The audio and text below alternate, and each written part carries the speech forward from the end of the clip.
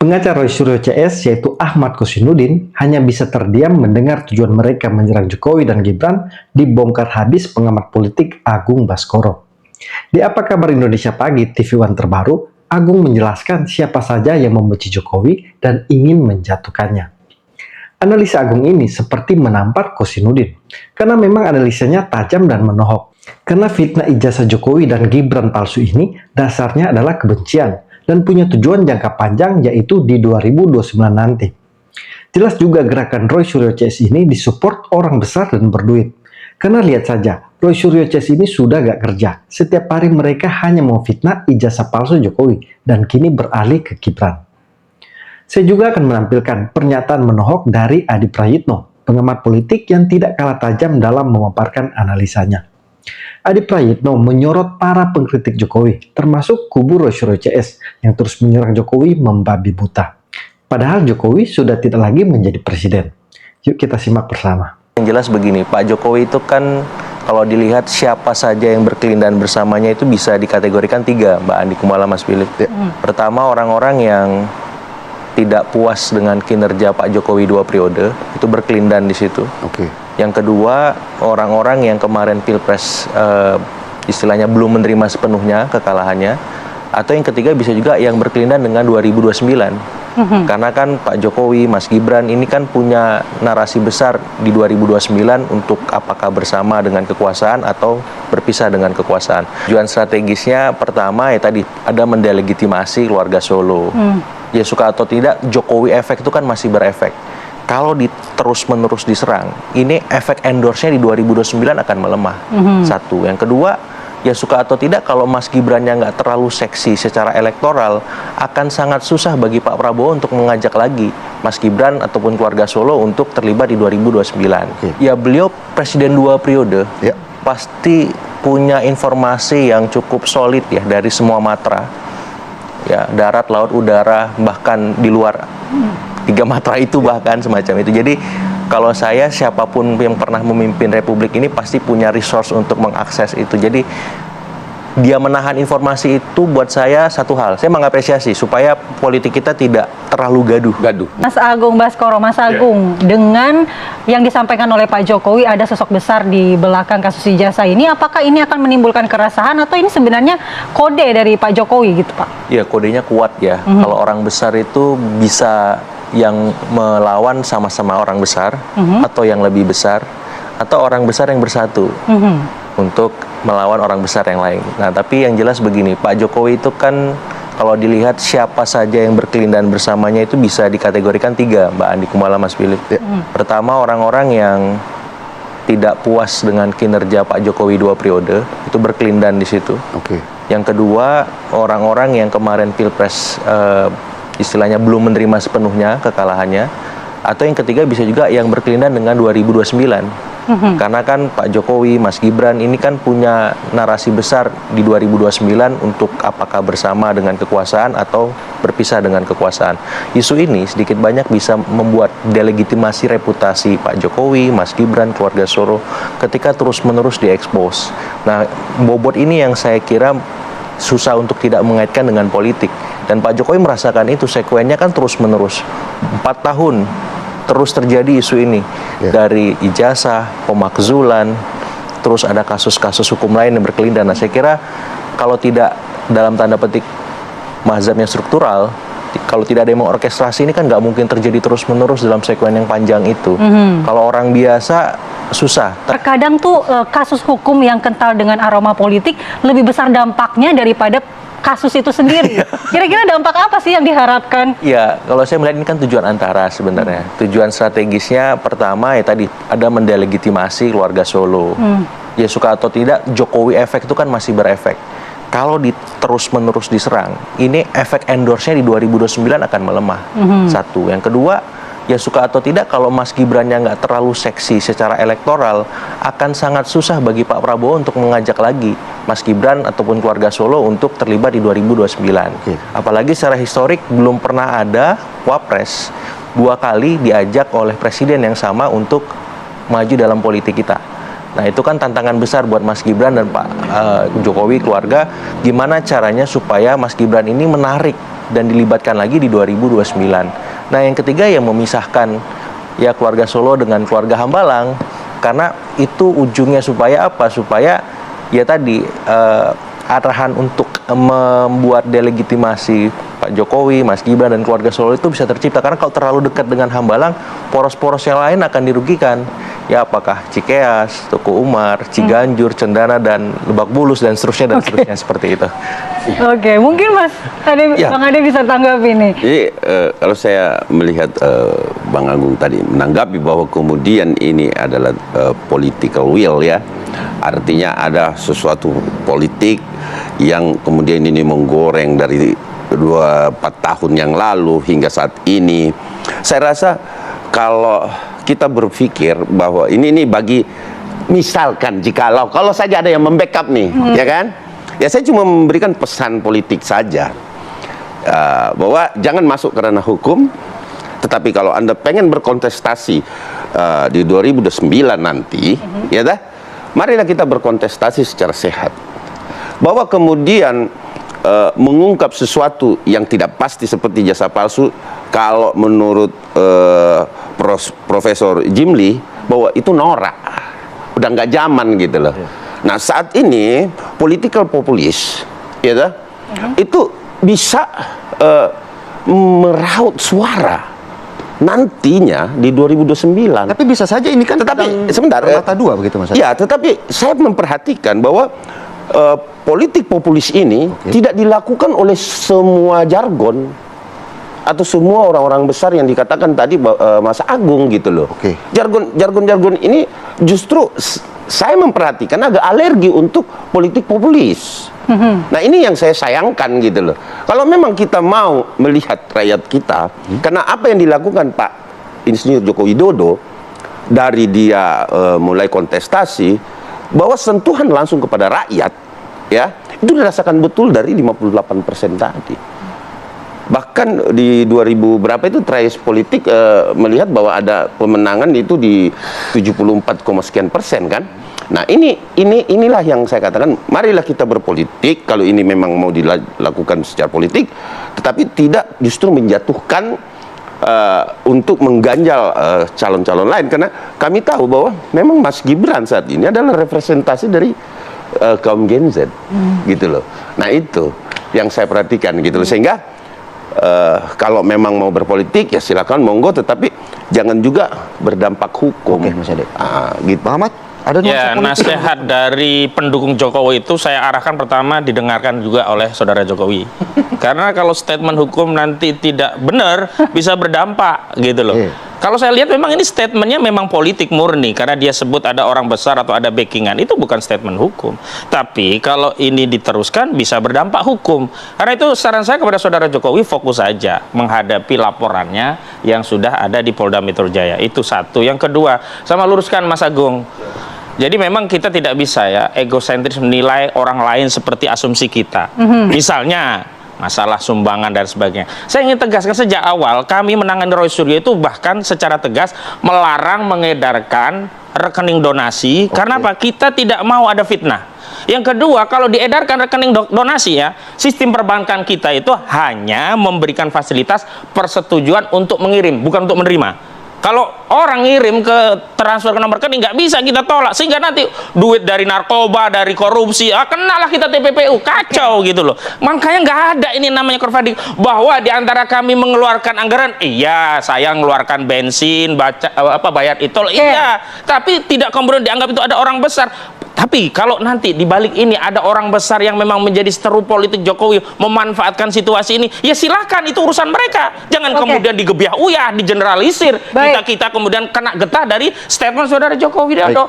Satu hal lagi, sebenarnya kalau persoalan ini kemudian dibawa di 1365 KUH Perdata dengan mengatakan bahwa ada perbuatan melawan hukum, sah, karena itu memang mekanisme hukumnya demikian, dan pengadilan menerima loh perkara ini. Kecuali pengadilan menolak, terus dia ngeyel, pengen terus mendebat saudara Joko Widodo terkait keabsahannya, ya itu kan berarti yang salah adalah orang yang pengadilan menerima ada nomor perkaranya. Oke, Dan baik. satu lagi, Pendek saja. sebenarnya kalau ingin ini sederhana dan tidak berdampak luas, ya saudara Jokowi tunjukkan ijazah asli. Oke, tunjukkan Iya. ijazah asli. Sebelum ke Mas Agung, saya mau ke Mas Ade. Mas Ade mungkin ada sedikit tanggapannya. Sedikit, Mas Kosim mengatakan bahwa jangan sampai iklan loh Mas.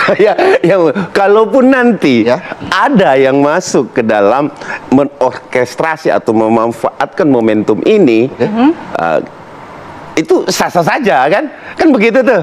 Nah, ini jangan sampai menjadi Enggak, iklan juga. bukan sah-sah saja. Maksud saya itu urusan yang lain, jangan digeneralisir loh. Kamu maksud saya merasa, begitu. loh, Maksud saya begitu. kita sedang berjuang kuat-kuatan melawan masalah ini, kok digeneralisasi ada backingan? Kan kita jadi kok sedih sekali kita sebagai bagian anak bangsa ingin membersihkan legasi negeri ini dari tuduhan pernah dipimpin oleh seorang presiden yang berijazah palsu 10 tahun, kok tiba-tiba dianggap menjalankan agenda orang besar. Oke. Kan sakit kita. Mas Agung, apakah otomatis itu terbantahkan kalau pernyataan Mas Ahmad seperti itu? Gini, ketika kita membahas isu pemakzulan dan ijazah, kita lupa bahwa Jokowi ini punya jasa 2 periode. Misalkan lewat infrastruktur. Oke. Kita nggak pernah bahas itu lagi sekarang di ruang-ruang publik kita. Top of mind publik sekarang ketika ngomong Pak Jokowi, warga Solo, itu ijazah atau pemakzulan. Nah, infrastruktur kan lumayan masif ya. Kemudian yang kedua, misalkan beliau punya legacy, ya beliau suka turun ke bawah. Itu kan jadi trademark bagi semua Belusukan. politisi. Bahwa belusukan itu gaya berpolitik untuk merangkul suara di grassroots. Nah, saya kira itu positif juga. Yang ketiga, beliau juga bisa dilihat sebagai salah satu pemimpin yang dari level bawah bisa meretas jalan, walaupun di ujung ketika Mas Gibran maju ada problem etik di sana. Sehingga saya melihat kalau misalkan kita mau mendudukan persoalan ini secara objektif, mestinya kan ada plus, ada minusnya. Bukan hanya minusnya aja nih, gitu. Nah, saya berupaya di sini bahwa semua kepala negara kita, presiden kita itu punya sisi-sisi itu. Iya. Nah, ketika kita mengekspos salah satu sisi, otomatis ada yang diuntungkan dan ada yang dirugikan. Walaupun Pak Ahmad bilang kita fokus berjuang, kita fokus membawa isu ini supaya publik tahu, duduk persoalan soal ijazah, nggak ada masalah. Tapi Pak Ahmad dan teman-teman harus memahami juga di politik itu tidak bisa semuanya bergerak seperti hukum. Kacamata kuda, fokus di situ menyelesaikan masalah hukum. Ada yang kemudian berkelindan di sana, ada yang merasakan efek dan eksesnya juga, dan itu harus ditempatkan kalau dalam politik sama pentingnya dengan persoalan hukum sendiri. Kenapa? Karena efek politik itu kadang lebih terstruktur, sistematis dan masif bahasa MK. Oke. Tanpa sadar di sisi Pak Jokowinya juga, di sisi para pendukungnya dan di sisi kita sebagai masyarakat. Karena apa? Saya berharap isu ini bisa mencerdaskan publik secara keseluruhan.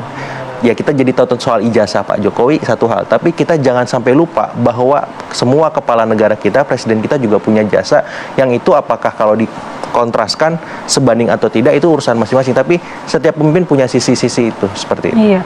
Tapi Mas Agung, apakah Pak Jokowi ini kan dalam pernyataannya tidak hanya mengungkapkan bahwa ada sosok besar di baliknya. Betul. Beliau juga mengatakan bahwa kami siap melayani apapun gugatannya. Apakah Pak Jokowi sudah yakin siapa sebenarnya sosok yang dimaksud? Ya, beliau presiden 2 periode, Ya. pasti punya informasi yang cukup solid ya dari semua matra.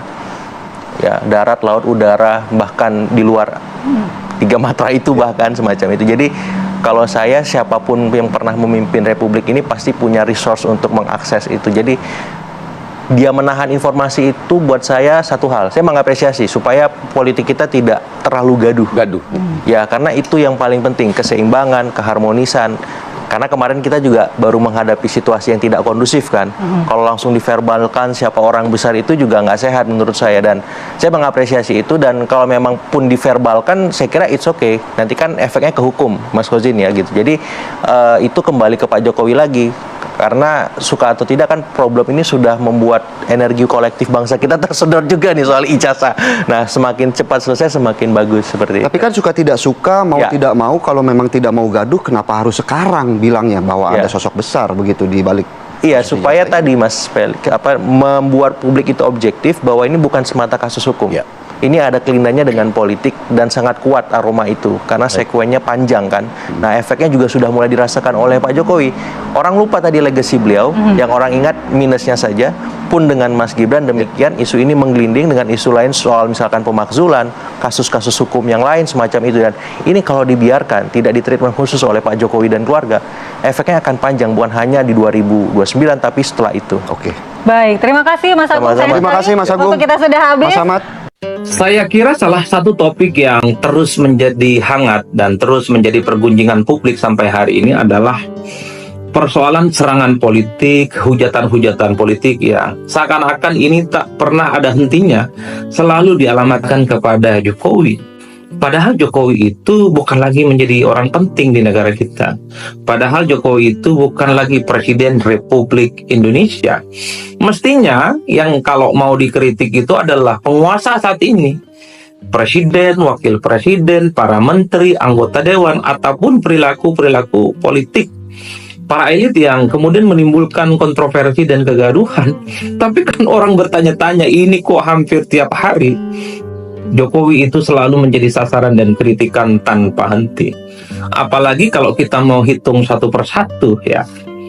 Jokowi itu kan dinilai sebagai presiden yang dinilai memiliki success story yang selalu diapresiasi oleh publik.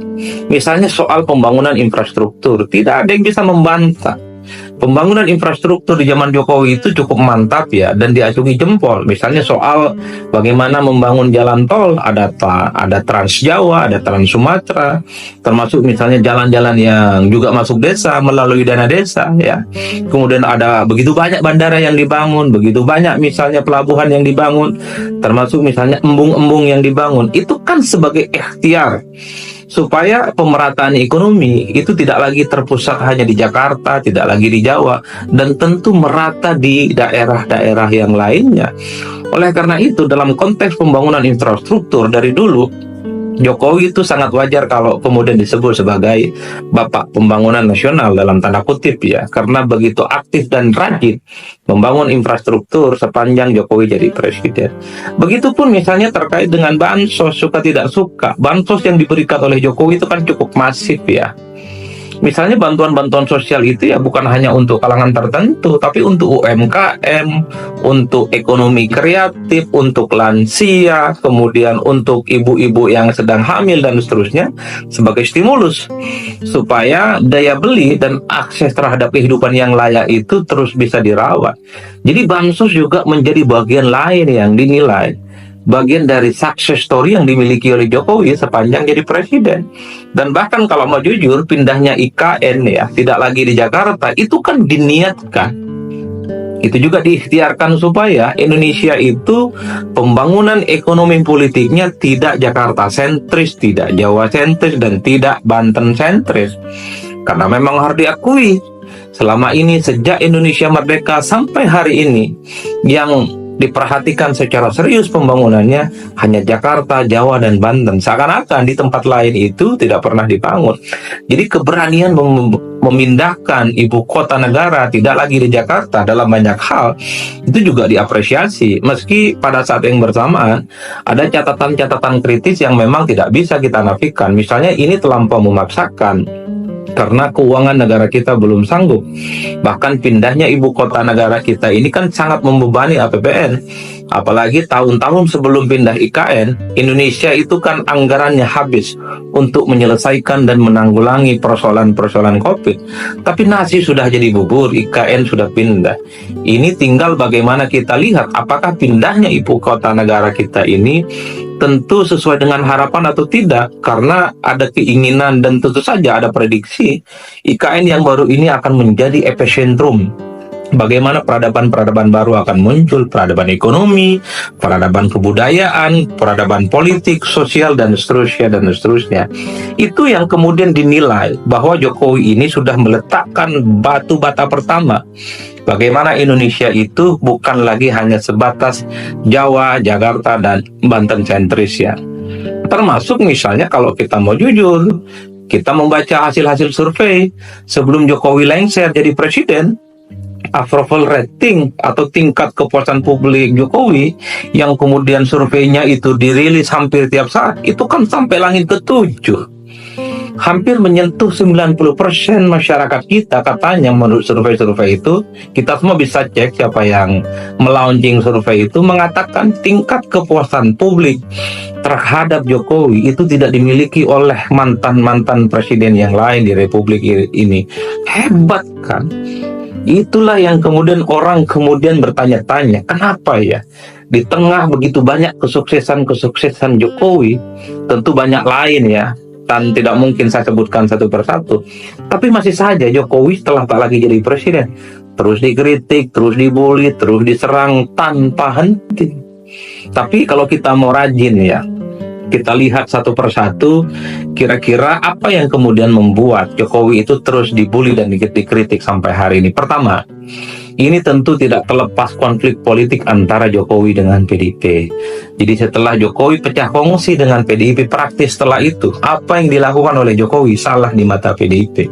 Soal masa jabatan presiden 3 periode, kemudian isu perpanjangan jabatan presiden atau memperpanjang masa jabatan presiden 2 tahun dan seterusnya, itu kan menjadi amunisi bagaimana kemudian Jokowi dinilai juga ambisius untuk melanggengkan kekuasaan kekeluargaan politiknya. Dulu mungkin masih banyak kalangan aktivis, kelompok-kelompok kritis, dan civil society yang masih berada di belakang Jokowi ketika Jokowi secara perlahan menunjukkan gestur perlawanan politik kepada PDIP dan Megawati. Kenapa banyak yang support? Karena hanya Jokowi lah satu-satunya orang yang dinilai mampu mengamputasi dan mematahkan dominasi kekuatan politik PDIP. Dulu orang masih berada di belakang Jokowi ketika Jokowi terus-menerus disebut sebagai petugas partai. Secara perlahan orang berharap, publik berharap Jokowi melawan PDIP dan melawan Megawati.